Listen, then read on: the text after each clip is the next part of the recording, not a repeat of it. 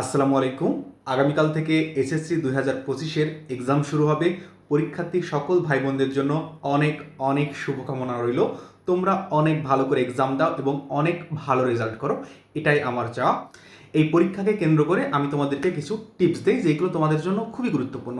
যেমন তোমরা পরীক্ষার হলে কমপক্ষে 1 ঘন্টা আগে যে পৌঁছাবা, যাতে তোমরা ওইখানে যে কিছুটা সময় রিল্যাক্স করতে পারো। এরপর তোমাদেরকে যখন ওয়েমার শিট দিবে, তোমরা এমসিকিউ দাগানোর আগে একটু মাথায় ভেবে নিবা যে আমি এখন দাগাচ্ছি, ঠিক আছে, আমি এখন দাগাচ্ছি। এরপর রোল নাম্বার লিখবা, সেট কোড দাগাবা, ঠিক আছে, রোল নাম্বার লিখবা, সেট কোড দাগাবা, সব কিছু মনোযোগ দিয়ে লিখবা এবং লিখার পর তুমি মনে রাখবা যে এটা আমি লিখছি।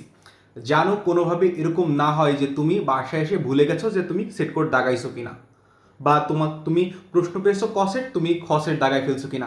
অ্যাকচুয়ালি এই ভুল কোনো সময় হয় না। তুমি যে সেট পাও সেই সেট কোডই তুমি তোমার ওই মার্কশিটে লেখো, কিন্তু অনেক সময় হয় কি তোমার এই জিনিসটা মনে থাকে না, কারণ যারা ওই হলে দায়িত্বে থাকে তারা এই সকল জিনিস এনশিওর করে যে যে পরীক্ষার্থী আছে সে ঠিকঠাক লিখছে কিনা।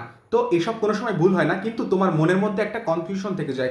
ওই কনফিউশনের জন্য তোমার সামনের পরীক্ষাগুলো অনেক সময় খারাপ হইতে পারে। এই জন্য তোমরা চেষ্টা করবা যে তুমি যখন ওই সেট কোডটা লিখতেছো, তুমি যখন তোমার রোল নাম্বার লিখতেছো, সব কিছু তুমি মনোযোগ দিয়ে লিখবা এবং মনে রাখবা যে এটা আমি লিখছি, ঠিক আছে। এটা জাস্ট একটু মাথায় এরকম একটু মানে তোমার মাথাকে এইভাবে সেট করো যে তুমি যখন লিখবা তখন এই জিনিসটা মনে রাখবা যে আমি লিখতেছি।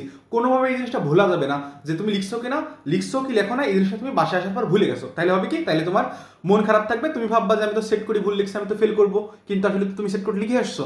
অর্থাৎ এই জিনিস ভুল করা যাবে না। খুব সুন্দরভাবে পরীক্ষা দাও। সবার জন্য অনেক অনেক শুভকামনা রইল।